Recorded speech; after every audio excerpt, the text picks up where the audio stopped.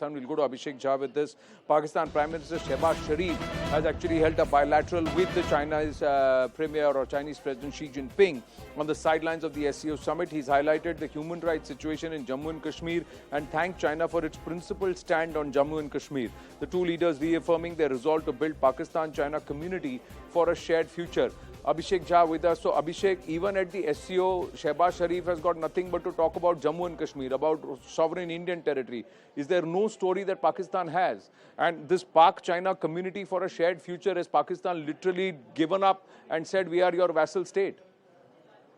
Okay, so it's an ironic that, for one second, if we say that Shehbaz Sharif has some merit in raising the issue of Kashmir with the Chinese president, there was a deepening silence about the Xinjiang atrocities committed against Muslims and Uyghur minorities. And this is not the first time that Pakistan has tried to ignore that aspect of Pakistan-China relationship. There has been precedents also. In fact, former Prime Minister of Pakistan, Imran Khan, was asked the same question, and he did express an ignorance about this whole issue, whether it even existed at that time, of all the Xinjiang province and the Uyghur Muslims and the atrocities committed against them by the Chinese authorities.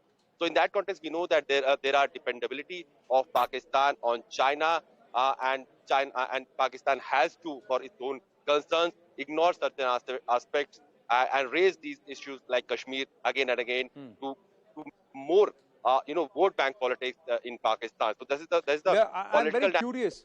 I'm very curious. How did other nations look at Pakistan? How was Shehbaz Sharif largely being marginalized, sidelined, no importance? The comparison, if you were to see, and the equations, did Pakistan have a lot of other bilaterals too?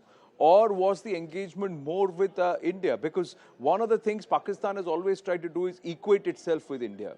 And what India has shown to the world is that, our focus and our positioning is vis-a-vis China and America now.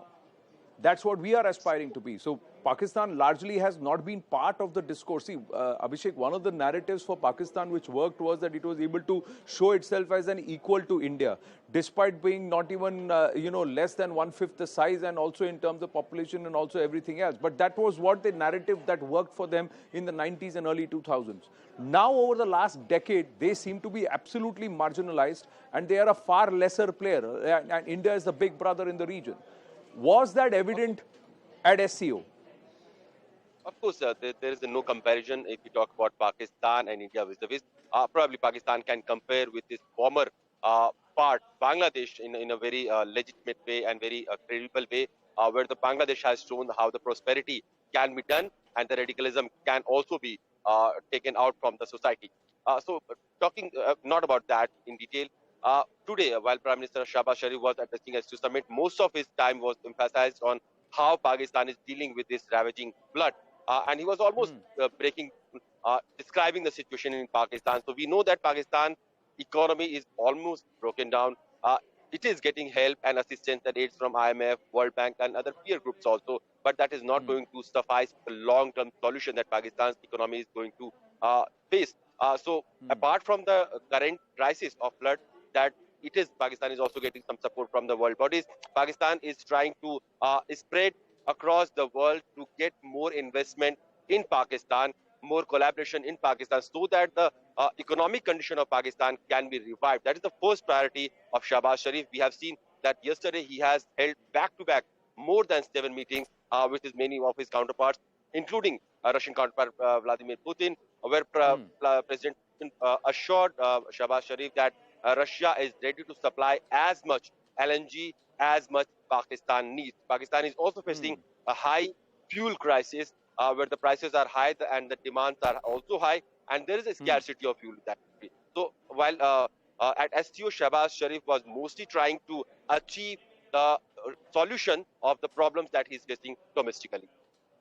So, but where is Pakistan going to be able to fund this or pay for this? Russia can make a lot of promises, but it's also has to come by a hard cash. But it's very interesting if we see the dynamics, Swasti Rao, and I'm hoping that Ambassador Parthasarathy is also with us on the phone line.